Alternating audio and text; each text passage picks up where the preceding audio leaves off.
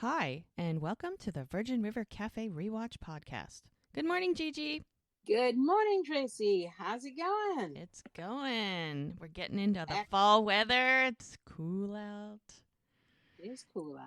I got my It's, blanket while I'm getting cozy while we're doing this today because I'm cold. I got my fuzzy robe on as well. Nice. And even though I'm drinking iced coffee because Oh, I know. I'm not even going to touch that one, girlfriend. I know. But I went with a holiday flavor because all the fun flavors are coming out now, and so I got an iced gingerbread latte. Ah, So okay. yummy. Okay, so you know I'm not as venturous as you are. Yeah, I know.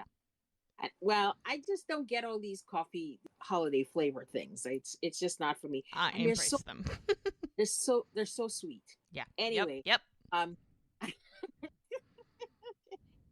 I like sugar like anybody else, but I needed a limited amount in my coffee.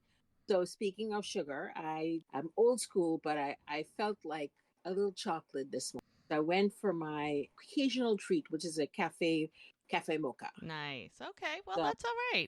That's okay. yeah, I'm good with that. Yum. I got a little coffee. I got some coffee and I got some chocolate, and life is good. It's a good choice. It is. So we're getting down. So we are. Are Mm-hmm. we ready? Yes. Let's get started. Okay, so this is season 3, episode 3, spare parts and broken hearts. Ooh, honey, that is a mouthful. Okay. So this description says Lily divulges a devastating secret to Mel. Brie gets to know Brady better. Mm-hmm. And admits Mhm. something to Jack. And Lizzie's ex surprises her. So she's got a past. Ooh. It's Yeah, gonna get interesting. yes, it is.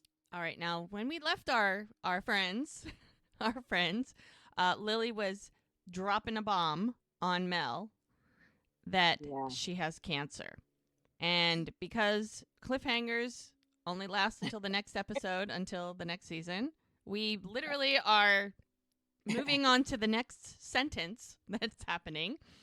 We have not missed a beat, fortunately. Nope, we have not. Have not missed a beat. We start the episode with Yeah. Lily and Mel sitting in Mel's cabin. Lily is finally like calmed down a bit. She sat down. The two of them are chilling on the couch. Mel is just shocked by Lily's news. Shocked. Mhm. She's devastated, Yeah. basically. Now, the nurse in her, she's going to come out with all of the medical questions and the making sure that if there's anything that she can do or how Mel is. And yeah, any options that she may or Right. may not have She's tried. going to help her walk through this. I can only guess. So she asked when she was diagnosed, and Lily says about 4 weeks ago. That means that she has been walking around with this for a Mhm. month. This is typical Lily style. You know this, right? Because Yes. the same thing she did when she got pregnant. She didn't tell anybody. She held on to it, and then she ended up giving Chloe away, and then to be intercepted by her friends to Oh, yeah. support her.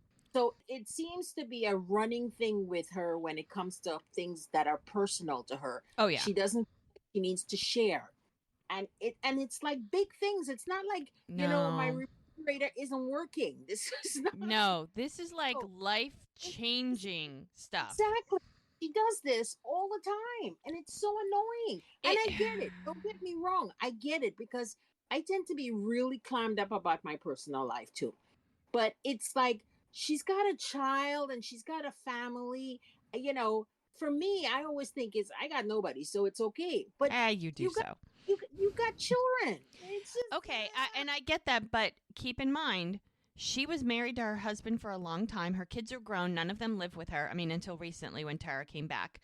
But she had her husband her whole life. And my guess is that anything that ever happened, it was the two of them, like peanut butter and jelly. They were in it to win it. yeah. And I now she doesn't have him anymore. And maybe she's never turned to anyone else except for him. And with him not there, it's like she almost doesn't know what to do. She has friends, and I'm sure eventually, because Hope is supposed to be her best friend, eventually she would have probably told Hope, but yeah she just doesn't have her person anymore.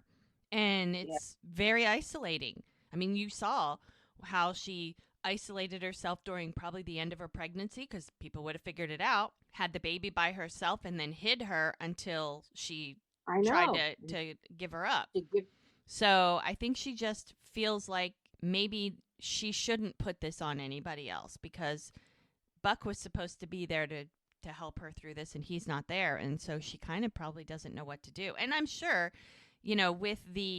with the birth of Chloe and how she dealt with postpartum depression, okay, yeah, that's probably still a thing. Now, I'm hoping that because they got her in therapy, that for the yeah, last month, that her and her therapist, thank God she's got that they've talked about it and at least she's had that. But finally, I guess it's been a month, and we know when she was with Tara at Connie's store where she had to sit down, she didn't look right, something was off. Now we know what that was about. right, exactly.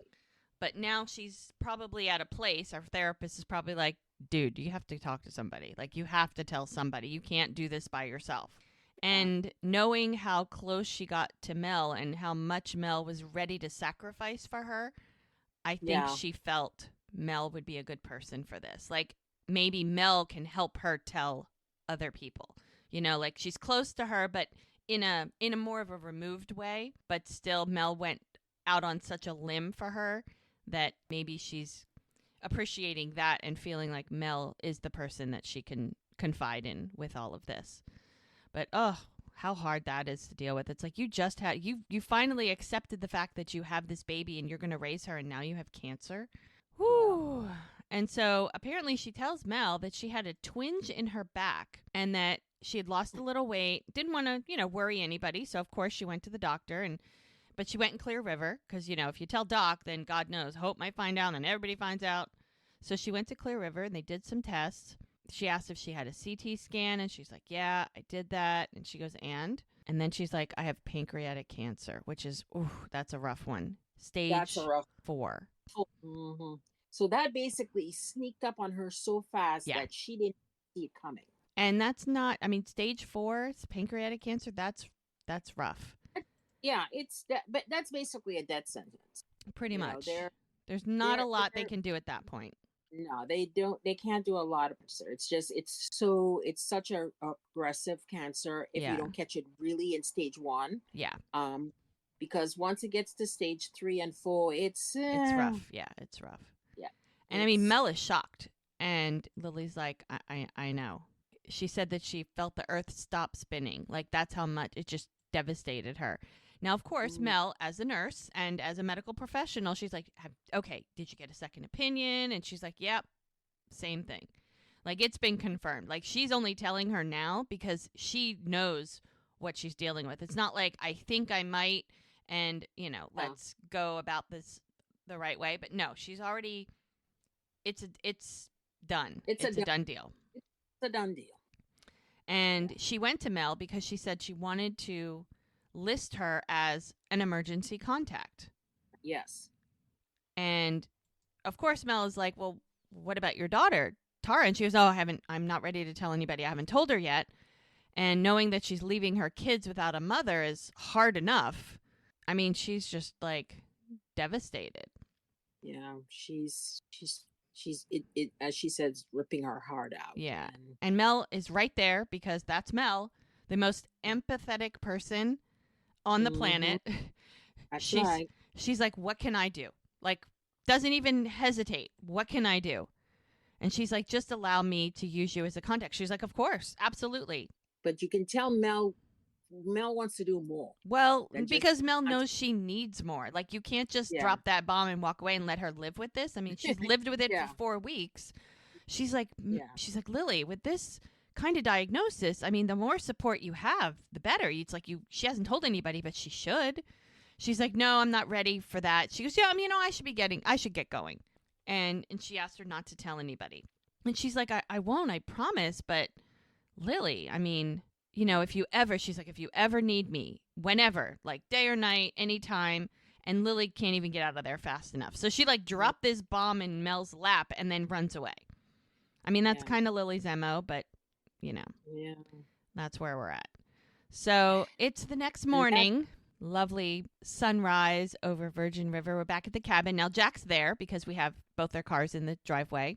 And Jack is awake first, and he's like, "Oh, I thought you'd be awake when I got home," because they're in bed and just kind of like facing each other, laying down, and she's rubbing his arm. It's very sweet in the morning. He's like, "Oh, I thought you'd be awake when I got home," and she's like, "Oh, I'm sorry. Lily stopped by, and I was so tired I passed out." Yeah, that was a lot to take. Yeah, and he's like, "Wow, that's a pretty late visit." And she's like, "Yeah, she just had some stuff she wanted to talk to me about." And she keeps like caressing his arm. It's very sweet. And he's like, "And stuff is code for like I can't discuss it." uh, And he smiles because he's like, and she's like, "Yeah." He's like, "Yeah, I know." And he plays with her hair, and she's like, "So, what should we talk about then?" And she's like, rolling her eyes and looking around, and he's like, "Unless, there's something else you'd rather do instead." And as he leans over and kisses her, and they start there's a little bit of moaning happening, kissing and moaning, and then mm, there's a knock at the door. I mean, they're like oh, all wrapped around each other, and he's like, "You got to be kidding me." yeah. And And now this he's is like, my "I'll get it." favorite I scene. know, That we is, love this scene. He's like, "I'll get it, this, I'll get it." And this is my favorite I scene. know. And he's Yeah, like, "No, no, no, I can get it. No, no, no, you stay right there." Now he jumps out of bed, and he has yep, to put some pants on to answer the door because he just looks like he has like boxers or something on. yeah. And He's got on a he's like, "I'll deal and with he's this. I'll be right back." And he's everyone always comments that his hair should have its own like website, because it's so long and it's in his face, and he flips it out, and it's just yeah. So yep. he heads to the door. He doesn't even zip his pants. He just literally pulls them on, and she's sitting up in bed. Now remember, they have a one-room place, so from the front door, you could see the bed. I mean, she's sitting up, and she's just like smiling because she's like, "Okay, well, we're gonna finish what we started as soon as you find out who's at the door. So hurry it up, honey." So the door opens, and Jack says, "Oh, hey, June," and she's like, "Jack." June is my favorite person here. June, June the postal worker. Now, June, this is the only scene that we've seen and now there's been 54 episodes aired. This is the only time we've ever seen. I think June needs to come back. I think June needs to make another June appearance. June has to come back because June's facial expression Oh my in this gosh. scene is priceless. And let me tell you something. If I was June, I Yep. would be making I think anyone that came to the door and it opened up to look like that that. would Hmm. probably react the same way. I always say this I even made a post about it on my Instagram. She's a scene stealer. Like she didn't even Yep. say much. I think she said like 10 words, but it's her facial expression, what her eyes are doing, Hmm. just chef's kiss. Okay? It was Yep. great. She's another redhead, hot redhead. Yep, You she know. is just the best. And she's like, "Hi, I have a cert." And she's trying to look at his eyes. Okay, she's looking at him in the face. She's like, "I have a certified letter for Mel." And she peeks over Jack's shoulder and sees Mel in the background, like in bed. And she nods to Mel, and Mel picks her hand up and she waves and she's like, "Hi, June." And Jack's like, and he kind of points to Mel. He goes, "Oh no, you can sign for her. It's fine, no problem." She's looking at him and she hands him the thing to sign. And while he's signing, she's looking at his chest, looking at his abs, looking at his chest, looking at Oh his God, abs. He's I love oblivious. you. Of course, he's Oblivious. totally oblivious. Oblivious. So he signs and he's like, "Here you go." And she's like, "Oh, you have yourself a great day." And she looks at Mel and looks back at Jack and just gives a little smirk and I walks away. know. And Jack's looking at her and he makes this like funny look on his face, like, "What was that look for?" Well, exactly. Oblivious, but who cares? And he's like, Yeah. "Okay, whatever." Shuts the door and he goes up like it's a surprise. Like this is a really cool thing that she's getting in the mail. So he waves it Mm. in front of her and he hands it to her and she's like, "Oh." He goes, "What is it?" He's like, I don't know." And she's looking at the return address and she almost like rolls her eyes like, "Ugh, really?" It's the It's from our Stacy, sister-in-law. her sister-in-law, who did not make the best impression on her last visit. No, she did not. How they left things with Mel wouldn't give her back the engagement ring that belonged to the grandmother. Grandma Mimi's ring. Yep, and she wouldn't give it up. And she told her, she wanted me to have it. And Stacy pitched a fit, and that's how they left it. Not good. Well, So, that fact is that Stacy lied also yes. because Mark told her the fit that Stacy had when Grandma Yes. Mimi gave the ring. Yep. Yep. So she didn't think Mel knew about that. So Yeah. that even aggravated her It made even it more. worse. And so Mel's like, yeah, it's Mark's sister. He goes, oh, yeah, I remember her. You don't have to remind me about her. I remember her. So She he's was taking not. his pants off because he's getting back in bed. And Mel's like, yeah, she likes to make an impression. That's an understatement. And then she opens this, it's a piece of paper inside. So she went to all this trouble to send a piece of paper. And what it is an ultrasound picture. It's like a photocopy of an ultrasound picture with a handwritten note that says, surprise, love, Stacy. Mel is looking at this, and it's almost like she turns white. It's almost like it's like shock. Yeah. And she does like a half try to smile, half sort of thing. And Jack's looking at her like, okay, something changed. Like that. The whole atmosphere, you could feel it in the Oh, air. yeah. The tension and the heaviness in the air, it just rolled in like a fog. And he's like, what's wrong? And Mel's like, she's pregnant. And it's like her whole demeanor has changed. And she does like a half smile. And you can see her clenching her jaw. And Jack is looking very worried. Now, remember, he knows that he doesn't know about miscarriages. He knows about the stillborn. So as far as he knows, she's only had a stillborn. I don't believe he is aware of that she's had a miscarriage or how many, which will come out much later. The amount of trouble and heartache and sadness that she has had around infertility is just devastating. Yeah. But he knows that wow. And he's just looking at her like, and she tries to play it off. She puts it in the envelope and she's like, okay. And then we moved on to Brady's house. Brady's house. Yep. Now, remember, Brady and Brie were coming out of the bar.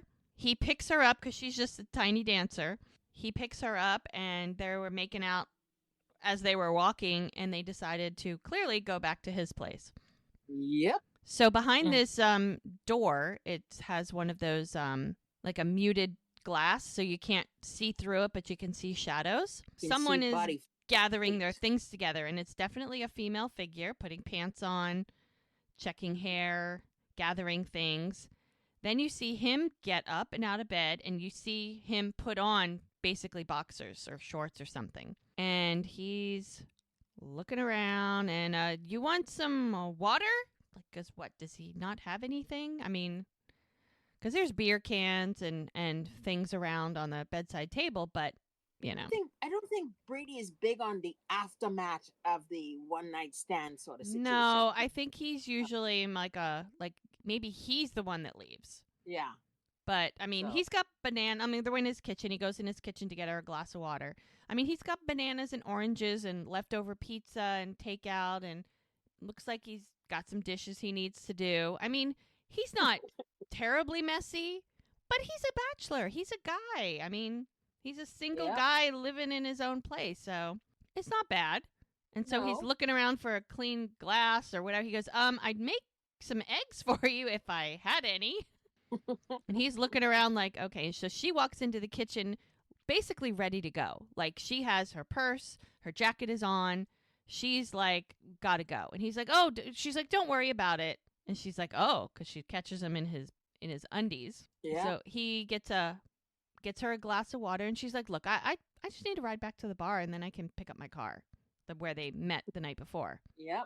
And he's like, oh, sure, yeah, I can do that, no problem. She takes a sip of water, puts it on the table, and like, cool. And he's like, cool, like very awkward, like very.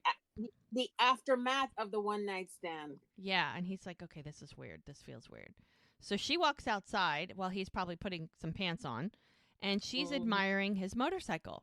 Now he comes out, he's all dressed, ready to go, and she's like, I would have taken you for a Harley guy, because it's not a Harley. And she says to him, did you raise the suspension?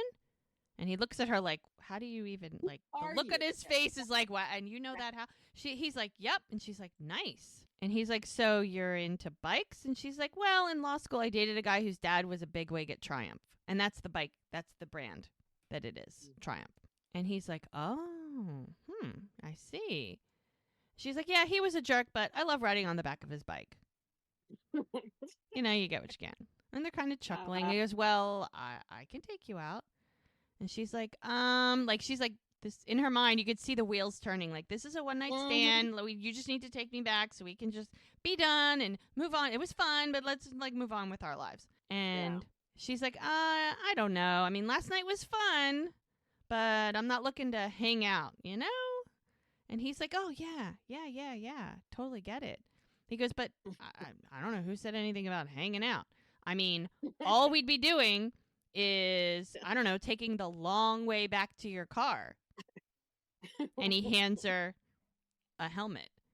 And he's like, but hey, it's your choice. And she's like, like, you know she wants to. Like, you know she wants to get on the back of that bike.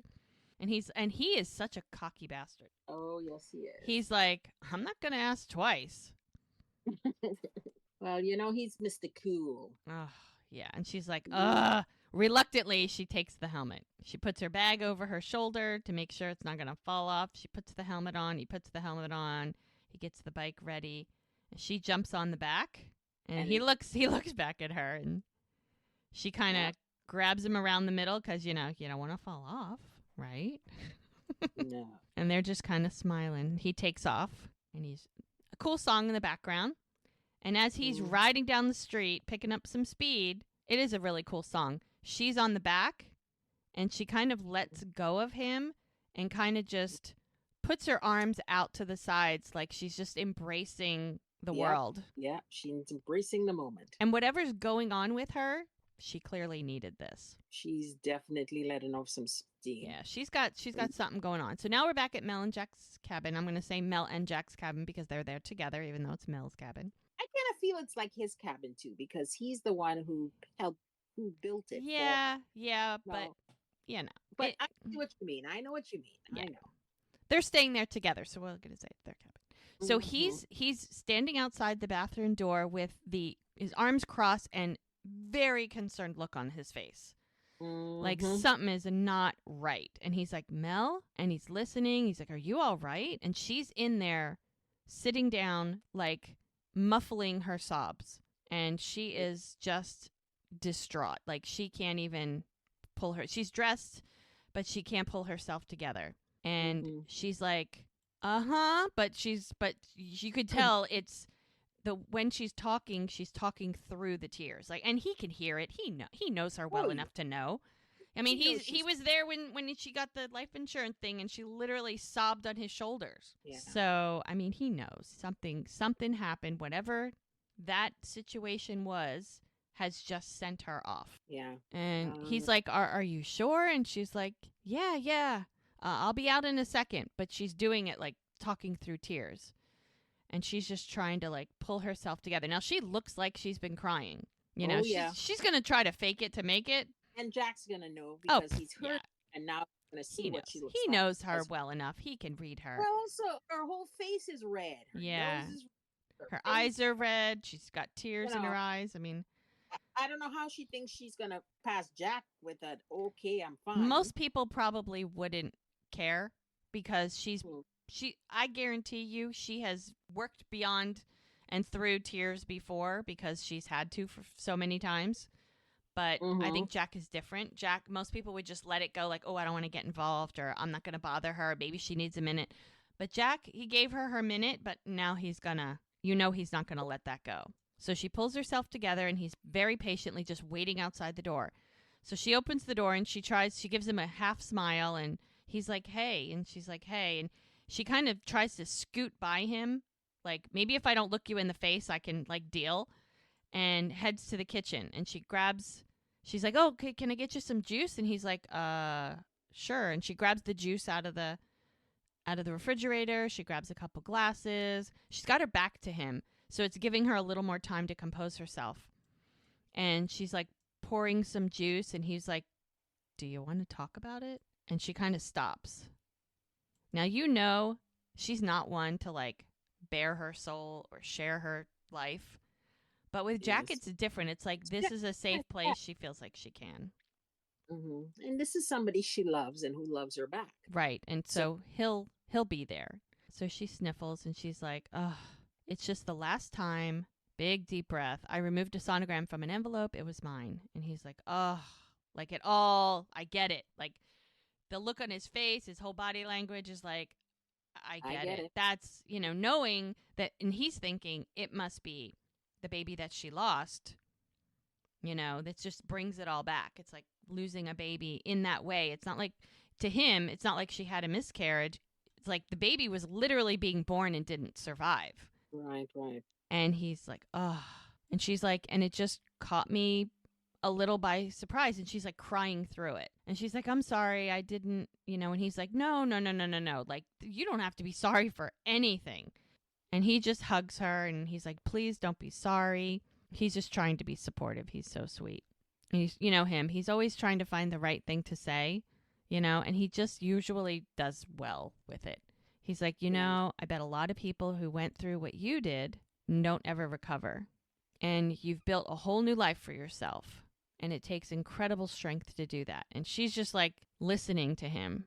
Like someone's actually really, really supportive of her. Like I'm guessing, besides her sister, and since her husband's gone, who else does she have to be that person for her? Nobody. Nobody. There's nobody. Like she's got to be her own support system. And she's Yeah. probably been, because I'm sure her sister does not know all the details and isn't, like, they live in different places.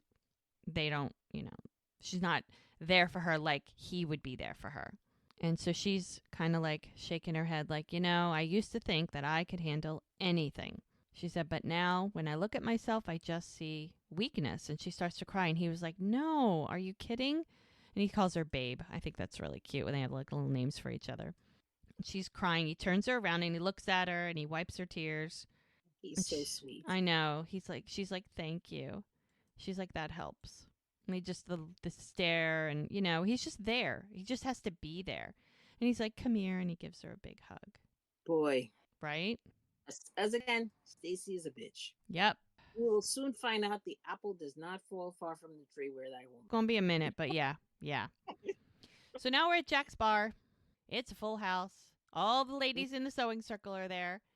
And Yep. Joellen says that the hurricane has moved on, and all the islands are flooded down where in South Carolina where she is, and they're all very concerned about Doc. They've never seen him this upset, and Lily's like, "Well, can you blame him? I mean, he doesn't know what's going on with Hope, and he's driving him crazy." And then Muriel, Muriel. I mean, she's not wrong, but she's like, actually, tornadoes can cause more deaths than I love hurricanes. Mariel. I don't care what anybody says. She's my girl. I know. It's great. She's my girl. And everyone's looking at her like, and Connie's like, "Dude, is that helpful? Like, for real?" And she's like, "Well, odds are Hope is alive. What kind of cockamamie?" And they're like, "What kind of cockamamie logic is that?" And Muriel's like, "Cockamamie? Like, you just said that? Like, you just used that word?" And Lily's like, "Look, it doesn't matter. It doesn't matter." Lily the peacemaker, as usual. And so the ladies are basically like, "Look, all we can do right now is support Doc till he figures out what's going on." So then Preacher kind of steps into the doorway of the office kitchen area, and he looks over at Connie and he kind of gives her a nod like, "Come here." And, she does the acknowledgement look. He goes, "I agree with Lily. We just have to figure out how to help. I'll be right back." And she scoots off. I was like, "What's with her? She's so cranky." Muriel just picking on poor Connie. And Preacher hands Connie this envelope. And she's like, "Oh," and says she thinks Vince is close to finding her. She's already had to move 3 times. So he's sharing that mail that he got, the letter from Paige and whatever else was in there. And Connie's like, "Oh my gosh." He's like, "Yeah." He says she also sent along a medical letter consent for Christopher. And Connie thinking, this is very practical. This is really good. Because that way, it's good to have because, of course, he keeps asking for his mom. But, he doesn't know what to tell Christopher. I mean, Connie's like, just tell him that she loves him and that she'll be back as soon as she can. I mean, kids are young and maybe that'll be enough. They're resilient. Let's just put it. Yeah. They're resilient. But his But concern is, what if she doesn't make it back? yeah. And Connie's Miss Positive, Miss Glass Half Full. She's like, you Mhm. can't think like that. Tries to give him a little encouragement. It's like, you just got to stay strong for Christopher. And he's like, okay, all right. So now we are at the Paige's Bakeaway truck, and Lizzie's Mhm. working, and Ricky shows up, and now they're in the forest this time, one of the many locations that they like to set up. They must That's go true. places that have like picnic tables and stuff because there always seem, I mean, it's not like they can bring picnic tables with them, but it's a little area that has some seating outside. She greets him. She's like, coffee, donut. He goes, no, I just came by to say hi. And she goes, well, hi back. And she's like, oh, hold on. I made you a gift for taking me to the cabin. So she hands him, he's like, what is this? She's like, this sounds, can I tell you how good this sounds? Like, I want to try to make one. Like, this, somebody should make this. This should be a thing. She's like, it's a soft pretzel dipped in chocolate, coated in powdered coffee. Like, yum.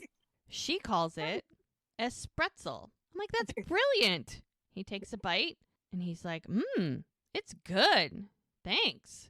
She's like, so, do you want to come over tonight? And he's like, well, my grandma will be home. She's like, I know. He's like, yeah, that'd be awesome. It's like we could watch a movie or make some popcorn. She's like, okay, see you later. So I guess now that she's had some alone time with him, the whole Yeah. grandmother being around stuff. She's giving him a break. Yeah. Just Mm. accepting the fact that his grandmother is going to be a part of everything. So she's just cleaning up. Ricky leaves. A Mercedes rolls up, a little sports Yeah. car. Mercedes sports car. Mm-hmm. And this young guy, very clean cut, jumps out, walks up to, says, can I get a large latte with skim, no foam, extra hot? Lizzie turns around and it's like she's seen a ghost. Mm-hmm. She's like, oh my God, Parker? And he's very clean cut and Yep. smiley. Mm-hmm. And she kind of looks like, ugh. Do I need to deal with him, really? Yeah, like, I don't know if I really want to deal with you. So now we're back at Jack's bar, and Mel shows up. She sees the ladies, and she says to Lily, she goes, hi, can I talk to you for a second? And she's like, oh, yeah, sure. She goes, be right back. And Mel takes Lily out back, where Jack usually parks his car. And Mel's like, listen, I've been thinking about our conversation last night. And she goes, you know what? I'm so sorry. I shouldn't have bothered you. She's like, no. I'm really, really glad you told me. She's like, I just want to say that it's really important that you don't isolate yourself, because she doesn't want the postpartum depression thing to creep up again. Exactly. Well, it's the same thing we were saying at the beginning of this whole situation, where she isolated herself when she was pregnant, and now she seems to be falling into the same pattern again of isolation. So I think that's her MO, and Mel's just got kind of keeping a watch on it. Mm-hmm. And Mel's like, during this incredibly stressful time, you don't want to isolate yourself. And Lily kind of gets offended. She's like, yeah, well, I don't want to be a burden. And that's, I think, where all of this stems from. Because by leaning on her husband, that was not a burden. But if she were to lean on her children, who have, for all intent and purposes, moved out, moved on, and live in their own lives, you know, it's one thing to like gab with the sewing circle. It's another thing to ask someone to like help raise your child or help deal with cancer. You know, that's a big ask. And I think she feels like she's not in a place where she can ask for help with these kinds of big things. And Mel's trying to convince her. She's like, Lily, you're going to need help. And Lily is not buying it. That's the problem. Yeah. And Mel's like, it's not just physically, but emotionally. She goes, trust me, this is not something you can do by yourself. And then Lily kind of, like I said, she gets offended. She's like, no, this is my fault. I shouldn't have asked you to take this on. You know, you already have too much with Jack and the clinic. And Mel's like, no, that's not it. And she's like, you know what? Don't worry about it. I'll find somebody else to be my emergency contact. Don't worry. So Mel's like, no, wait, Lily, hold on. And Lily, again, just rushes off. So now we're at the clinic, and Doc is on the phone. So he's confirming that he has, he says, confirmed 10:30 p.m. tonight. Okay, great. So he's up to something. And he's like, so that's the earliest flight available. So he must be on the phone with a travel agent. And then Jack comes by. He thanks the person on the phone and hangs up. looking at a piece of paper. He's like, was that Hope? And he goes, actually, I was on the phone with the airline. I'm going to fly to Atlanta, and then I'm going to drive to Point Royal. And Jack is like, but all the news reports said the coastal towns are flooded. Like, he goes, yeah, that's why I'm going. And he starts grabbing stuff that he can pack. And he goes, I can't just sit around waiting. I have to do something. And Jack's trying to be the voice of reason. He's like, look, I get it. But you can't just like rush in there. You don't even know where she is. You don't know what's going on. And he goes, I'll travel by raft and knock on every door if I have to. I'll do whatever I need to do to find her. And Jack is like, Doc, think about what you're going up against. Like, he's trying to be the voice of reason. He's like, you know, when a city is flooded and the water's contaminated, I mean, you can get electrocuted. And then he's like, okay, but what if it was Mel that was in Point Royal right now? What would you do? And I hate when people do that, because that, I get what he means, that he wants Jack to feel what he's feeling. Yeah. But it's like, you're coming from a place of panic and Yeah. worry. Right. You know, and you're not thinking this through. No, he's not at all. Jack is trying to tell you what you're about to face. And also, you're no spring chicken here, buddy boy. Yeah. You know? And Jack kind of looks at him after he says that, like, yeah, you know, the look on his face is like, okay, yeah, I'd be running off half-cocked too, right? And he goes, okay, then I'm going to go with you. And Doc is like, I really appreciate that, but I got to do this solo. I don't want to put anybody else in danger. And Jack's like, come on, be reasonable. He's like, reasonable? He goes, of all the people, you should know, when it comes to someone you love, reason doesn't even stand a chance. I mean, Jack gets it, but he just doesn't agree with him. Exactly. So now we are probably not far from where the bakery truck is. Lizzie is having a little chat with this Parker person on a bench. He says to her, when I heard Moon and Honey, I started thinking about us. He decided to make a detour on his way back to L.A.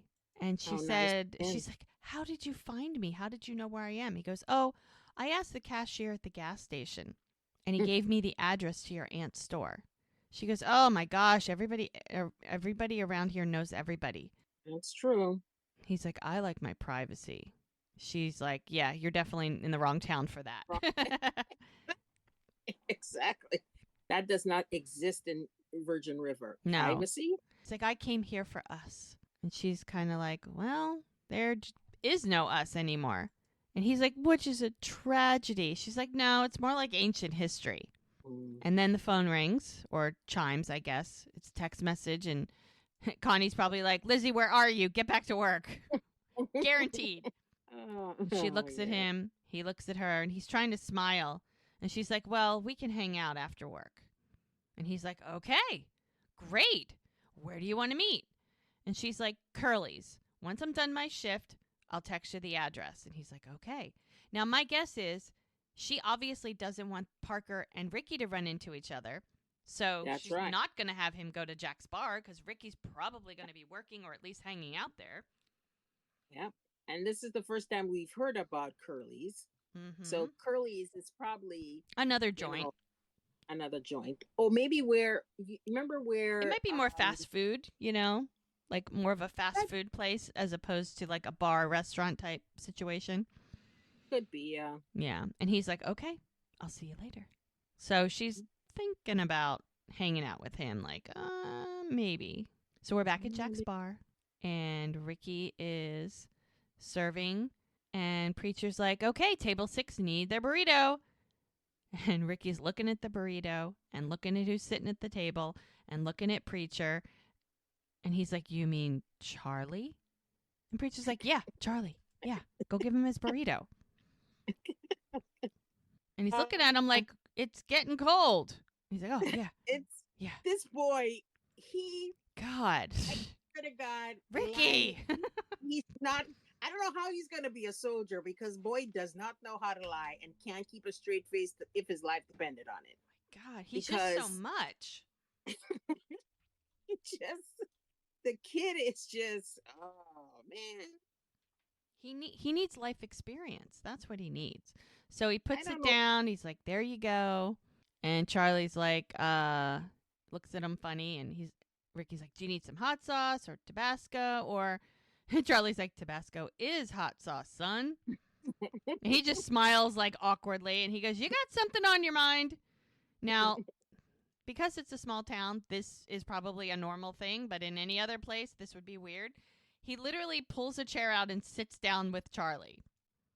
And Charlie's looking at him like, what are you doing? Exactly. He's like, the other day when I saw you, you didn't, by chance, mention it to anyone? And he's like, and he gets this like calm look on his face. He's like, relax, kid. I didn't tell anybody about your date. Oh, yes. And Mm-mm-mm. Ricky's trying to be all sly, like Charlie doesn't know what's going on. I mean, he was a young man once. He goes, "Oh, we were just hanging out." And Charlie's Yeah. like, "It's none of my business." And Ricky's like, "Great, great. Thanks so much for being cool." And then Charlie has to give some sage advice. He goes, "It Yep, seems to me that you're looking for approval." exactly. And Ricky's like, I just don't want you to think less of me. He goes, you're 18. You're a man now. And he's like, okay. He goes, real men don't need approval of others. They just need the strength of their convictions. And Ricky's like, Yeah. Boyfriend does smile. not have convictions yet. No, he got nothing. He got nothing. He just gives him a smile and walks away. It's like, oh, dude. Boy has no convictions as yet. All right. So Now we're back. now, Ooh. clearly, Brady did not take Brie back Oh. to her car at the bar. It looks Well, as if they've made a bit of a stop. Now, keep in mind, a pit stop. yes, he's got a blanket laid down on the grass. They're right by the river. It's beautiful there, just absolutely beautiful. Um, Mhm. they're taking their coats off. And keep in mind, they've just started, like literally, the actors have just started working together, and they get thrown into all these romantic scenes, which is just awkward when you've just met someone. It's like very strange. Welcome to Well, Hollywood. exactly. It's the nature of your profession. Yep. And so they're just sitting there by the water. She's like, "Oh, this place is stunning." And she's like, "Yeah, it has The Bachelor written all over it." And he's like, "Oh, I've never seen it." And he's like, "Well, I assume that means you like it. Like this is a cool place." And so he leans back on one elbow and he's like, "Well, what's your favorite movie?" He's like, "No, it's embarrassing." And he's like, "Come on, tell me." And she's like, "Ugh, Legally Blonde." Because remember, she's a lawyer. That's right. And he laughs. She's like, "Don't make fun of me." He goes, "I wasn't going to." She goes, "What's yours?" He's like, "The Sting." And she's like, I don't know that one." He goes, "Are you serious?" Like he gets back up, sits up, and looks her dead in the face. He goes, "Paul Mm. Newman, Robert Redford, about the con job?" Like he's so It's a great. excited. It's a great movie, and Yeah, the fact that he actually knows about it, because that movie was it's that old. It's made. an old movie. Yeah, I don't even think he was born when that movie Nope, came out. probably not. And she's like, "No, I don't." He goes, "Oh, no, you aren't going to need to get caught up. You're missing out." And she's like, "So you're a big movie guy?" And he goes, "Well, mostly, but the classic stuff, which is what." He goes, "My parents Yeah, had a messed up relationship, and I'd spend a lot of time with my uncle, and we watch a lot of old movies." yeah, that makes sense now because I'm thinking boyfriend was not born when that Yep. movie came out. So now we understand why. And so she's like, Mhm. So what do you do when you're not working or watching movies?" And he's like, "I hang out at the bars. I work on my bike." And she's like, "Well, how long have you had the bike?" He goes, "This one, maybe a month, but I have another one, a Yamaha that's about 10 years old." He's like, "Did you ride when you were a kid?" And he's like, "Yeah. My uncle got me into dirt biking. It kept me out of trouble." And she's looking at him like, gets down on her elbow, and she's like, "Well, did it work?" And he's like, "No." And he gets a little closer. And the uncle, he said the uncle tried to keep him out of trouble more than his parents ever did. Yep. And now he's moving in Oh a yeah, little he's closer getting a to her. little closer. He's like, "So, how long are you in Virgin River for?" She's like, I don't know. I don't have anywhere I need to be." She's like, I kind of like it here." He goes, "Well, what do you like about it?" And she's like, "The scenery, mostly." Oh, and then he goes in. He's like, "Oh, it's beautiful." And then goes in for a kiss. It's like, oh, nice. And then there's music. Well, he sits up and he kind of pulls her close to him, and she winds up straddling him and sits in front of him. And there's a makeout And session yep, and then about she's like, "Okay, you don't need this shirt. We're just gonna get rid of that. that. We don't need that." See, this is the thing about living in a small town where things are out there. The Like, don't you likelihood. think somebody's going to be rowing by, walking by? Hi, I just bought a muffin. Oh, what are you two doing? Like, seriously? Hopefully it's more secluded. Well, I'm thinking it's the weekday and people are at work Yeah, well, he because. flips her around and lays her down on the blanket.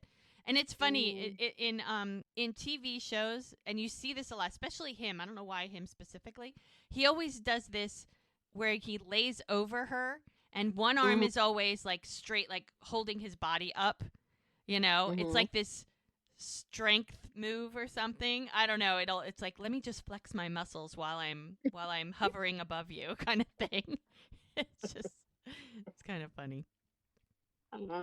Yes. So now we're back at Jack's bar. Now remember, Mel just had that moment with Lily where Lily got upset. And Mm-hmm. Jack probably was looking for Mel because he saw her walk in, but where'd she go? And so he comes out the back door. This is a really cute scene. And she's sitting on a log. There's a little tiny stream that there's a log across it, so you have to like walk across the log to get to where Mel is, which is sitting on like part of a cut down tree. And he's like, "Hey," and she's like, "Hey," and he's like, "What are you doing out here?" And she's like, "Just thinking." And he's like, "You okay?" And she's like, "Yeah, I'm fine." And then when a woman says she's fine, remember what Doc said, she's probably not fine. And he's like, "Mel," and she's like, "What?" He's like, "Come on. I thought we were going to be open with each other." And she's like, "Ugh." She takes a deep breath. And he walks over there. He walks across the little creek on top of the log, and he's kind of just standing in front of her. And she's like, "Stacy knows that Mark and I had fertility problems." And he sits down next to her on the log, and she's like, "Her sending me a sonogram certified mail feels like she's rubbing my nose in it."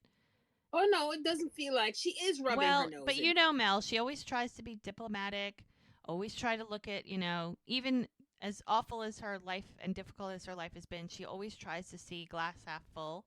So she never wants to like be that accusatory. Assume, assume that Yes. that your sister-in-law is an ass. Yeah, well. And he says, "Well, why would she do something like that?" And Mel's like, Again, "Well, because I didn't give her the ring back. Like, let's." And she kind of like makes this smile, like, "Ugh, like, see, this is what I get for not giving the ring back. She does this to me. Like, that's just ugh." And Jack's like, "Well, is it possible she's just being oblivious? Like, trying to, again, see the glass half full, just giving people the benefit of the doubt." And Mel's like, Stacy's type A. She doesn't do anything without a plan. yep. And Jack is like, "Wow." He goes, "Well, in that case, I'm sorry. I mean, that's a pretty terrible thing to do." And Mel's like, "Ugh, maybe I should have just given her the ring." No, no, no, no, no, no, no. He grabs her. Jack. It's cute. How he grabs her leg and squeezes her by her knee. Like, "No, that ring is yours to keep." And he gets up. He's like, "You want me to go track her down? Give her a piece of my mind?" And she's like, "Yeah." Well, and then this is like sort of some levity to the situation. He's got to pull her out of that. And she's like, "Yeah? Well, what would you say?" And he's like, "I tell her to stop being passive aggressive and start acting like a grown up." And she's like, "Oh, you're being really cute right now." And he's like, "Really?" And she's like, "Uh-huh." And he goes, "I thought I was cute all the time." And she's like, "Oh, you are." So now he's improved her mood. Thank you, Jack, with the dimples. Yep. And he's like, "Oh, by the way, I went and saw Doc." And she's like, "How's he doing?" "He will not call me back." He's like, "Oh, guess what? He's planning to fly to Atlanta and then going to drive to Port Royal and find Hope." And she's like, "He's And going to enter a flood zone by himself." And the same thing we were just saying. Jack's like, "I offered to go with him, but he refused." She's like, "That's it. I have to go to the clinic. I have to straighten this out. I gotta fix this. But I'll see you Uh, later, right?" So now he's yes. got her focused on something else, pulled her out of her mood, Yeah. and Because now and he has to go save Doc. yeah, so now she's got something else to think about and not Stacy and her shenanigans. So we're back inside the bar, and Lizzie walks in the door, and she is coming in hot. She is not happy. And she's like, "You didn't return my texts," because Parker's sitting in a booth. He's like, "Yeah, but I saw this place." She goes, "You were supposed to meet me at Curly's." And He's like, yeah, but check out all these dead animal heads on the wall. Yeah. Ugh. She's like, Not like, gross. not like a city slicker that finds that interesting. And she's like, why didn't you meet me at Curly's? He goes, Liz, chill out. I ordered some fries. And she's like, you know I hate it when you call me Liz. Now, out of the kitchen, because Ricky doesn't know this guy from anybody. He's just Yeah. another customer ordering fries until about 5 seconds ago. He walks from outside the kitchen with a tray with fries, And he sees a woman sitting next to the guy. deer in headlights. And in a place with animal heads on the wall, it fits. Just saying. So he's like, ugh. And Parker's like, I know you're so adorable when you're mad. And Ricky is like, he sees the two of them sitting across the booth from each other, smiling, because he's smiling, thinking she's adorable. And he walks over, and he puts the fries on the table, and he's like, thanks, man. And Lizzie's like, hey, Ricky, this is Parker. And she's like, Parker, this is Ricky. And Parker looks at Ricky like, uh-huh, and looks at Lizzie. He goes, Parker is a friend from L.A. who decided to drop by, unannounced. And Parker's looking at Ricky and looking at Liz, looking back at Ricky, and Ricky's like, hey. And he's like, hey. Looks at Could her. this be a more awkward situation? So awkward. He goes, so how do you two know each other? You work in the bakery truck too? And he's looking at Ricky and looking at Liz. And Lizzie's looking at Ricky and looking at Parker. And he's like, bold Ricky. He went for it. Love him. Yeah, and I was surprised when he said this because normally he would stutter, and he would, have a He would hard stutter time. and run back in the kitchen. Exactly. He says, no, I'm Lizzie's boyfriend. I was like, way to go, buddy. Well, I think being around Lizzie has given him a bit of confidence. I mean, he's got a girlfriend. Yeah, he got a little chutzpah. And he lost his virginity. The man has a whole new set of confidence. Lizzie looks at Parker like, mm-hmm. Like she's not denying it. She's not looking uncomfortable. Like she embraced that. She does not shy away. She's That's another true. one who does not shy away from controversy. I know. Okay, it's like when she was sitting at their house when when Oh, her yeah. aunt, they had sex and she was like sex. Right? Like she doesn't care. Exactly, she doesn't care. Parker is looking at Ricky and he's like, seriously? And he's like, good for you guys. But you can tell he's a little uncomfortable. Mm-hmm. And Parker's like, hey, man, can you bring me a sparkling water? With a smirk, like a stupid smirk. Ricky's like, sure. And Lizzie looks at Parker. Dude, don't be an ass. He goes, I'm not. I'm genuinely thirsty. She goes, unlike you, Ricky is sweet and would do anything for me. And Parker's like, good. You deserve that. And he goes, look, I know I didn't appreciate you when I had the chance. She's like, yeah, you blew it. He goes, I did, and now I want to make amends. And she's like, I'm over it. Apology accepted. And he's like, Lizzie. And he tries to grab her hand. I really want to make things up to you. And she looks at him, kind of like contemplating. Now, Ricky now sees him reaching over and holding her hand. Yeah, he's not looking good. He's not happy. He's not happy. No. And I don't blame him. You know what I mean? I know. That's just... I don't at all. So we're back at the clinic, and Mel's talking to Doc, and she's like, I won't let you enter a flood zone 2 days after a hurricane. And he goes, well, it's a good thing you're not in charge of me. She's like, it doesn't mean I don't care about what happens to you. He goes, look, I survived the Tet Offensive. I think I can handle myself. He goes, yeah, but that was a long time ago. Oh, so now you think just because I'm old, I must be weak. And she's like, no, it has nothing to do with that, how old you are. He goes, well, what does it have to do with? And she's like, your personal safety. He goes, well, I appreciate your concern, but I'm tougher than I look. And she's like, oh, really? Really? Well, when was the last time you treaded water for 30 minutes? Mm-hmm. Or lifted a body over your head? And he's like, look, don't you understand? If hope is trapped somewhere and there's something I could have done about it and I didn't, I will never forgive myself. And she's like, ugh, I get it. She's like, look, I know, but for all you know, she could be perfectly safe and you're going there risking your life. And he's like, I'd rather take the risk than have to live with regret. He figures he's had 20 years of mistakes or 20 years of trying to get her back, and she's finally agreed to it. So he's not giving up. And she's like, oh, gosh, okay. And he goes over and she gives him a big hug. And And he's like, well, I promise you I will stay in touch. And she's like, okay, you better. She's not happy. Oh no, I wouldn't be happy either. So he grabs his stuff that he packed because I'm sure he brought medical supplies and all kinds of stuff and he leaves. So now she's like, ugh. And just as he's walking out the back door by the kitchen, Lily walks in with Chloe. And Mel's like, oh, I'm so glad you came by. I'm really, really sorry about today. And Lily's like, she didn't want to interrupt. So she waited. And Mel's like, no, I'm the one who's sorry. And so Mel says she shouldn't have pushed Lily. You know, it was hard enough for her to probably say that she had cancer and ask for help. And For then helping. Mel kind of pushed her to get more than the help that she was asking for. And Yeah. she wasn't Mel ready. was, well, I think Mel was grilling her, and I don't think she appreciated She being wasn't grilled. ready. She wasn't ready. Right. So I think that's the thing. So She Lily doesn't understand Mel asking all those questions is caring. Right. And Lily's like, look, I want to explain, okay? She's like, the reason I don't want anyone to know is because I have really, really hard decisions to make and I don't want anyone second guessing me. You've been given treatment options. She's like, yeah, but it's incurable. And the doctors recommend chemo and radiation therapy together. It gives her the best chance of extending her life. And the problem is that has side effects. And Mel's like, well, what about surgery? And she's like, yeah, that might be a possibility, but what's the point of living a few months longer when she can't even function? Yeah. And then Lily's phone rings and she's like, oh, could you hold Chloe for a second? The cutest baby ever. Oh my gosh, she's so adorable with her cheeks. And she goes, that might be Tara. And so Lily excuses herself and Mel's holding the baby, who's just gurgling and oh, look at that face. I know, oh my she's God. so adorable. Just want to eat her up.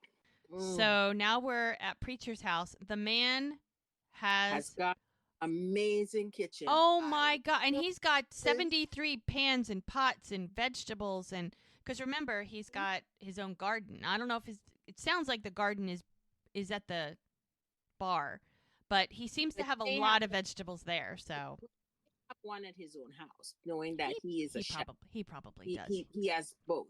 He's got giant pots and all kinds of appliances and I need to meet a man like this. Oh my God, his kitchen is huge. I need You need a kitchen like that. I know. I don't cook a lot. I mean, I can cook, but I never really learned how to like cook. This is one of my dream kitchens. Let me tell you. But you know, it makes you want to cook when you have a kitchen like that. Well, I don't need an excuse, but oh, honey. Between the man and the kitchen, it's right. It's nice. It's a nice package. Mm-hmm. Well, he has an extra room now since Paige left, so you know, if you're busy. Connie shows up with Christopher, who's just super excited to be home, and he's like, "Guess what happened today?" And he's like, "You found buried treasure?" And he's like, "Better. I got invited to a sleepover, and his name is Owen, and he's the same age as me." And it's his brother's birthday, and his parents are letting him bring a friend, and he asked me, and I'm his new best friend. And he's like so excited. He goes, Preacher's like, listen, dude, I'm really happy for you that you and Owen are friends. He goes, but I can't let you go on a sleepover. He goes, I don't know his family, and it's my responsibility to keep you safe. He's like, but you could talk to his mom on the phone. Owen says she's super nice. And Preacher's like, sorry, kiddo. The answer's no. And he goes, but why? He goes, because like I said, I don't know his family, and it's not the right time. And Connie's in the background kind of shaking her head like, yeah, I agree. He goes, yeah, it's just not the right time. And that's tough on him because he finally finds a friend, and then he can't. He goes, but Owen's going to ask someone else, and then we won't be friends. He goes, you know, I'm sure that's not true. He goes, you don't understand. He goes, Christopher. And he yells, I hate it here. He slams his door. Connie's like, you didn't have a choice. Just leave him be for now. He's like, yeah, I guess. Now, how tall do you think Preacher is? Because I'm looking at the height between him and Connie, and it's like pint size. He's a good 6 and something, man, because the man is a tall drink of water. He is 6'2". Ooh, yes. Nice and tall. I love my men tall. Yeah, just nice. Like I like my coffee. Tall. Yes. Yeah, anyway. he's a lot of the guys on this show are very tall. So Yeah, Mel is sitting out. I didn't think I was distracted. Oh, no, that's fine. Be distracted. It's okay. He's nice to be distracted about.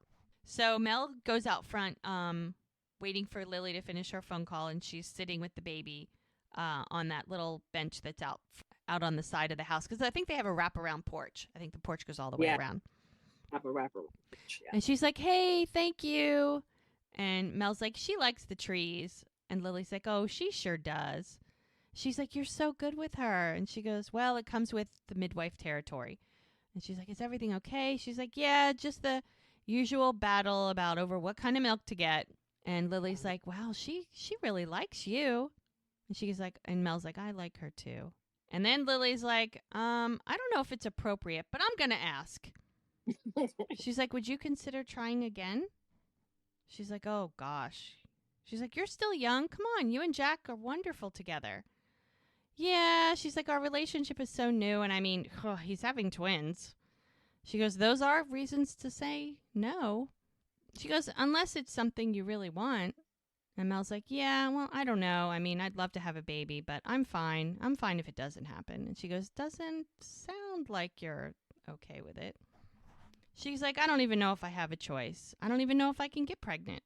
She goes, "Honey, we all have choices. We may not like them. They may not look how we pictured them, but they're right in front of us. You just have to decide what's important." And that actually, what Lily, this Amen. advice that she gives Mm-hmm. her, that's actually will come back. That's like a foreshadowing of a conversation that Mel will have later. Mm-hmm. And it's like she'll live by those words Yeah. later. I mean, it's like that advice, I think. It's a turning point. It's a turning Yeah. point, that piece of advice. Yeah, and I think it's not something that Mel thinks about until she needs to. Yeah. But it was very good advice that she got from Lily. So Lily's like, "Well, anyway." So they're just sitting there and looking at this cute baby. That is a beautiful baby. Mm-mm-mm. So now we're in the back of the bar, and Brady is dropping off Brie, and she's off the bike, and she's saying goodbye, and he's gonna drive away.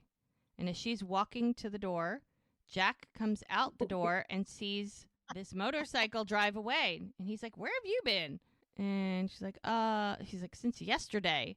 He's like, "Aren't you always telling me to lighten up?" And he's like, "What is going on with you?" She goes, "Jack, I'm not in the mood for a lecture." He goes, "Hey, I'm not lecturing you. I just care about you. I want to know what's going on." And she like takes a deep breath, like, ugh. She's like, "I quit my job." He's laughing her like, okay, this is somebody, all she wanted to do was be a lawyer. The second she Mm-hmm. graduated, she's working 80-hour weeks nonstop. And he can't even believe it. And he's like, "Okay." And she's looking at him like, "Yeah." Yep. I quit my job. And he's like, And "What?" And then the concern, it's like his whole, and the look and the reality hits him because he realizes that she's dead yeah, serious. she is not even kidding. And he's like, No, and he's "Are you like, serious?" And she's like, "It's not a big deal." And he's like, "But I thought you loved your job." She's like, "Well, things changed." So now he's really worried. He's like, "Okay, so you'll get a new one." She's like, "Yeah, it's not that simple." And she just walks away from him. yes. And he follows her back in, like, "Okay, that's going to require more of a conversation." So in the front door walks Well, ugh, Jermaine. Charmaine and her new man. Mm-hmm. And he's like, "I'll wait for you right here." And she heads off to the side. She's like, "Hey, Jack." She's heading for the restroom. And he walks up to the bar and he's like, "Jack, right?" And he's like, "Still Jack." And he thinks that they're going to, sit down and have some lunch. And he's like, "Do you want me to send a server over?" He goes, "Oh, no, no, no, thanks. We just stopped in so Char could use the ladies' room." He's like, "Oh, okay." And he goes, "We're on our way back from McKinleyville. And, oh, such a heck of a drive. And we spent the day with a pregnancy coach." He goes, "I want Char to feel comfortable with Lamaze when she goes into labor." He goes, "Oh, that's a great idea. We talked about getting a doula to assist Doc in the delivery." And he goes, "I want her to relax." And he goes, "Yeah, I don't think she's going to end up giving birth at the clinic." Now, remember, they spent the entire day coming up with a birth plan. I know. And this And now it's dude all rolls in. And Jack's like, huh? What are you talking about? And he's like, well, I just think that she should have the babies at a hospital. And Jack's like, well, yeah, that's what I've been saying all along. I mean, the clinic was a compromise. And this guy's like, yeah, well, I pretty much convinced her to have them at St. Sebastian's in Eureka. And he's pretty smug about it, too. He oh goes, yeah, he's ugh. very smug. He's like, my family is one of their biggest donors, and she'll have all the bells and whistles. And Jack's like, okay, nice. So then Charmaine joins them, and she's like, oh, I just couldn't hold it all the way to Clear River. And Jack is like, Char, can I talk to you for a minute? Like with a smile, like trying to be friendly. She's like, yeah, sure. Mm-hmm. And they go into the office. Now she's starting to show very little, very, very little, like barely noticeable. They don't even shut the door to have this conversation. So Jack is like, Todd says you're having the twins at a hospital in Eureka. And she's like, yeah, like 3 generations of his family are born there. Like, she's excited. He's like, so what about the birthing plan? She's like, well, what about it? I mean, she's like nonchalant, like, yeah, yep, that's what we're doing. And he's kind of like thrown. He's like, so you're just throwing it out the window? And she kind of gets a little defiant. She's like, Jack. No, she's defensive is basically what she is, because now he's calling her on her bullshit, and now she's backpedaling, and she's Yeah, I know. She's so frustrating. She's like, Jack, I thought you wanted me to deliver at a hospital. And he's like, well, yeah, I do, but it would have been nice to have been consulted before you change the plan. That's all. And you could tell he's holding back. Like, he could be yelling at her right now, but he's calm, cool, collected, taking deep breaths, reserved, trying to do it with a smile, because he has to co-parent with this person. And if he pisses her off, God knows, now that she's got Todd, she's like, okay, well, let's just remember that I'm the one giving birth here. Like, we could forget that. And he's like, and I am the father, okay? Like, not Todd. So if you could just, keep me in the loop, I'd greatly appreciate it, with a smile. She's like, Jack, this is good. And he's like, how do you figure that? She's like, I know you were having a hard time adjusting to the whole being a dad thing, but now Todd's here and I'm not alone and you're free to live your life. And Jack's like, Charmaine, I think I made it clear that I'm going to be a hands-on father. And Char's like, well, you're not calling the shots anymore, okay? Because if it wasn't for him, the twins and I would be in Portland. And he's like, what are you talking about? He goes, oh, Mel didn't tell you? He goes, I mean, I asked her not to say anything, but I just figured she would. Before I met Todd, my aunt and uncle invited me to go live with them in Portland. Oh, and you can see it. If smoke could come out of his ears, you'd see it. And he's like, Charmaine. She's like, I gotta go, okay? Can you just please don't make this difficult? And he's looking at her like, what just happened? And Todd's like, are you all right? She's like, oh, yeah, I'm fine. Let's go. And he is like shocked. So now we're at Doc's place, and Muriel has arrived, and she has this giant backpack with her. And she's like, hey, Doc. And he's like, I'm sorry, but, I'm not really in the mood for company right now.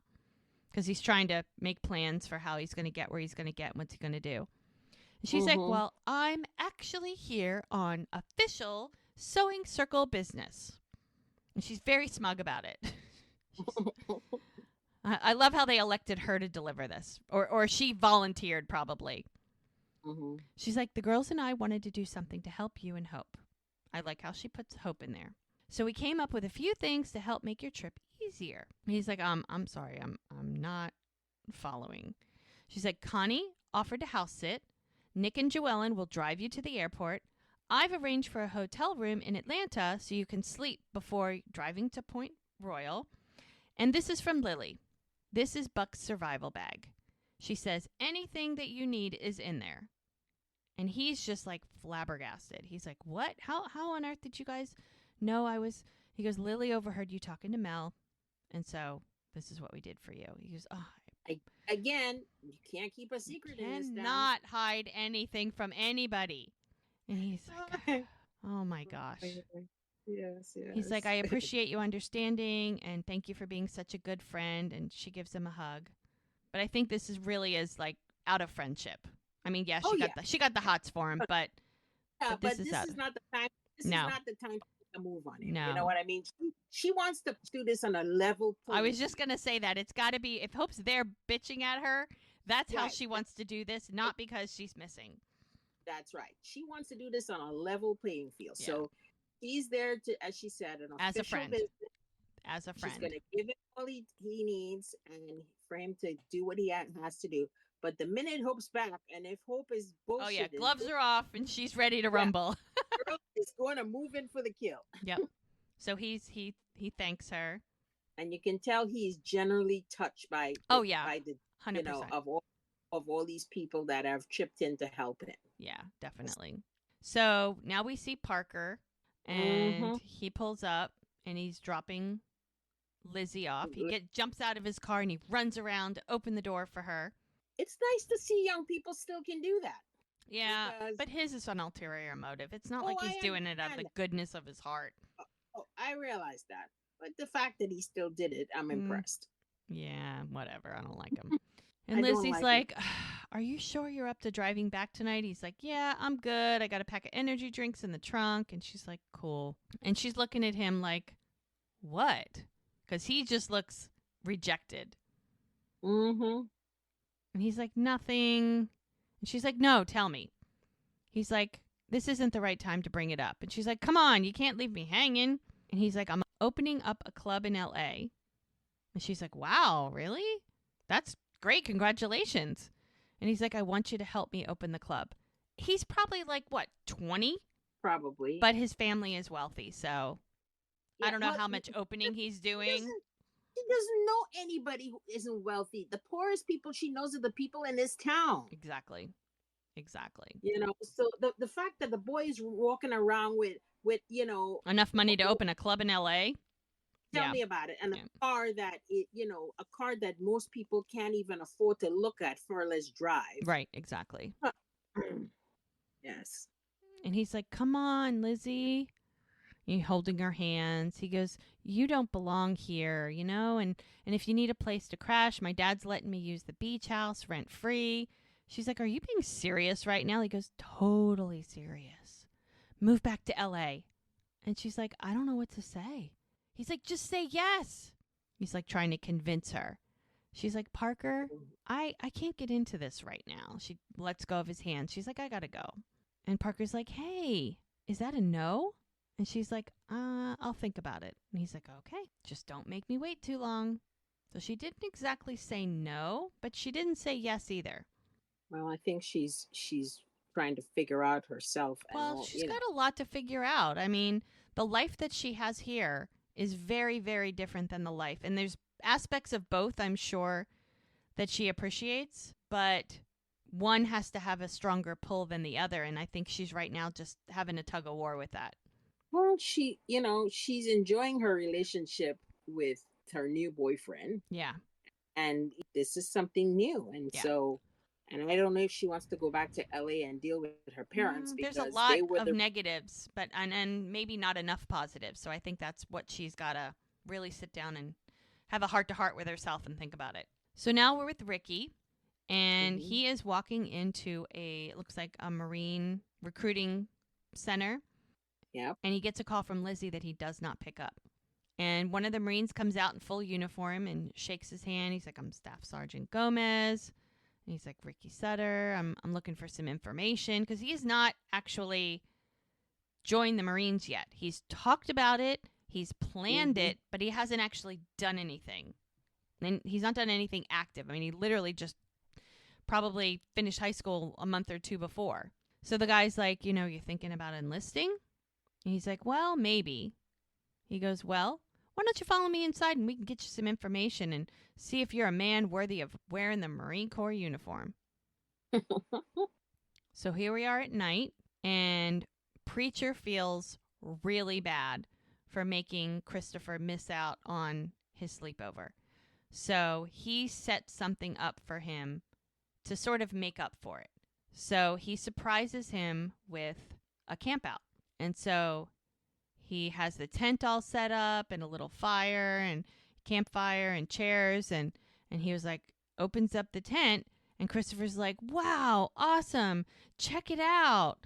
Sleeping bags, and Preacher gets inside with him, and he's got him flashlights and a spookiest ghost story ever book.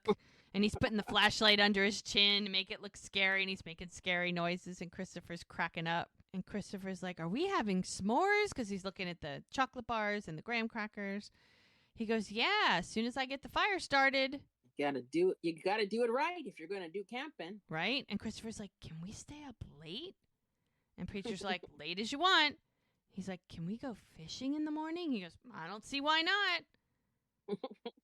And Preacher's looking at him like, look, buddy, I'm sorry that I couldn't let you go to the sleepover, but your mom asked me to keep you safe, and I care about you.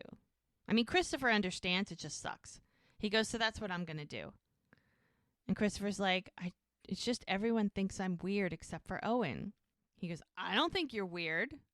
Connie doesn't think you're weird. He goes, yeah, that doesn't count. He goes, you guys are grown-ups. You have to be nice to me. He goes, I'm nice to you because I like you. You're a cool kid. And if the other kids can't see that, well, then it's their loss. Great advice. And Christopher's like, you know what? I don't actually hate it here. Preacher's like, yeah, I know. And Christopher gives him a big hug. He goes, thanks for the camp out, Preach. He goes, so you want to help me get that fire started? And so then they're chatting about marshmallows and graham crackers. And now at the same time that all that's going on, Doc is getting his final luggage together. He's locked up the house, and he was heading toward the car. And he's like, Lily, because Lily just pulled up, and she's running with her phone. And she's like, she's on the phone. She couldn't reach you. And Doc is like, hello? Hello? And he's like, can you hear me? So in a distance, we can see Preacher and Christopher toasting marshmallows. And they're having a good time toasting the marshmallows and trying to decide what the right amount of toastiness would be. Oh, man, when you burn a marshmallow. Preacher's like, it was on fire. He goes, oh, that's perfect. So at the same time that's happening, Mel is sitting on her Adirondack chairs that's on the side of her place. And she looks over at Jack, who just got back. And she's like, hey. And she pours him a glass of wine because she's having a glass of wine. And in the distance, they can see Preacher and Christopher. They're far enough away that they can't, hear what they're saying, but they can see their little campfire and their tent. So that means Preacher must live right by the cabin, right literally next door. But next door in the country is a little bit further away. The proximity to where everybody lives in this town just blows my mind. Well, and yeah, because doesn't it look like Preacher lives on a street? And maybe this is his backyard, and his backyard backs up to the river, whereas on the front side it might be like an actual paved street, different from Mel's. I'm gonna leave that whole scenario for you to deal with in your head. I know. Because I just know that everybody is within proximity to each other. Good enough. It's good enough. That's my story, and I'm sticking to it. Right. So Mel's like, I saw Preacher and Christopher's camp out, and I got inspired. So she built herself a fire. She has a little fire pit. She pours him a glass of red wine. And she's like, here you go. And he's like, thanks. And he's just awkward. He takes a sip of it, but he looks very awkward. And she notices it right away. But she's like, okay, I'm not going to push. But I'm like, how was the rest of your day? And she's looking at him like he is not right. He is not right. Yeah. And he's like, well, that whole Charmaine just threw him off his keister. Yeah. That was a little bomb she dropped. And he's like, a little unexpected. And she's like, did something happen? And he's like, did Charmaine tell you that she was planning to move to Oregon? Oh my gosh, the deep breath and the exhale that this woman takes. It's like the weight of the world has been lifted off. Because it was killing her to hold that secret. But she is a vault. If someone says, can you keep a secret? Girlfriend will keep a secret. This is not hope, ladies and gentlemen. No. So she exhales probably she's been holding her breath since Charmaine told her. And she's like, yeah. She goes, yeah, she told me that she was thinking about it. And he goes, why didn't you tell me? She's like, you were in the hospital, and the only thing I was focused on at the time was you. And he says, after I was released? She goes, I didn't want to upset you while you were recovering. He's like, and after that? After that, you told me Charmaine was going to live with Todd in Clear River, and it just seemed like a non-issue. He goes, yeah, but let's just say she had moved. I would have been completely blindsided. She goes, yeah, but she didn't move, and so I didn't want to upset you for no reason. She goes, is that what you would have wanted? And he's like, yeah. Their relationship is fairly new, so they're still Hmm. discovering things about each other, Yeah. and this happens to be one of them for him. And she's like, oh. He goes, I will always want to know the truth, whether you think it's going to upset me or not. Okay, now she knows. And she's like, feels really bad. She's like, Jack, I'm really sorry. He goes, no, it's okay. I mean, it was a bit of a shock. And she's just like feeling horrible. She looks at him and she's like, are we okay? And he's like, yeah, 100%. And he gets up and he gives her a little kiss. And he stays really, really, really close to her, like 2 inches away. And he's like, so are we going to have a real camp out? And she's like, what's a real camp out? And he's like, sleeping under the stars. And she's like, oh, no, I have a no sleeping on the ground policy. Amen, sister. Right, me too. And he's like, but not even on a night as gorgeous as this? She's like, I ask you, why would I sleep outside when I can just enjoy the view and then sleep in my own bed? And he's like, well, what about the faint sound of the river lulling us to sleep? Our bodies keeping each other warm. And he sits on the arm of her chair that she's sitting in, and he's like getting close, getting cozy, comes in real close, and she's like, oh, okay. Puts his arm around her, and she's like, I think I could do that. He's like, maybe? She's like, maybe. And he gives her a kiss, and then his phone rings. Because this show is like notorious for interruptions. Good Lord. Hey, you talk. Look who's talking. Your life where we have a conversation and at least 3 times somebody interrupts us. I know. My family has the most impeccable timing. Exactly. So you Good. know exactly how that feels. Yes, I always say I do everything in 20-minute increments when people are home, mostly because I don't get very far and someone interrupts me. So that's just the way my life is. It's kind of funny. So Jack answers his phone. And he's like, oh, I'm sorry. I gotta get that. And she's like, no, it's fine. It's fine. And it's Mike. He's like, hey, Mike, what's up? And he walks away. And he's kind of having his sort of like half private. I mean, she could hear everything he's saying, but, And he looks back at her like almost like shocked. And he's like, got it. And he can't take his eyes off her. And she's like, what is it? He's like, they got him. Jimmy's in custody. And she, again, sigh of relief. It's like she's really getting to breathe tonight. Thank goodness. And that's it. That's the end. There we go, ladies and gentlemen. Yep. One more episode down. Wow. There's a lot happening. So Jimmy's in custody. Did he shoot Jack? We don't know. But now they're going to at least get to ask him. So. And we found out if Lizzie's going to leave to go open a nightclub. Maybe. And Doc no longer has to go to Port Royal because it sounds like Lily's got her on the phone, that she was able to get through somehow and save him from going all half-cocked to South Carolina to save her. Yeah. So thank goodness. Thank goodness. Yep. So we'll see. We will see. Till next episode. Yeah. All right. Well, we're almost halfway through the season. We're getting there. 3 in. 3 in. Season 3, episode 3. That was fun. And we still love June. Don't we love June? We love June. I say June needs to make a reappearance somewhere down the road. June needs to come back. The girl has got charisma. She just, she doesn't have to say much. It's just sometimes your body language, it's just so cute. She's adorable. Facial expressions say a lot. I know. She's great. I always say she's like the best out of all the episodes. That was like a scene stealer episode for sure. She did it. She got the #1 spot for scene stealer. That's definitely true. I love it. All right. Well, thank you, Gigi, for another fun episode. You're most welcome. Take care, folks. Au revoir. All right. Have a great day. Bye-bye.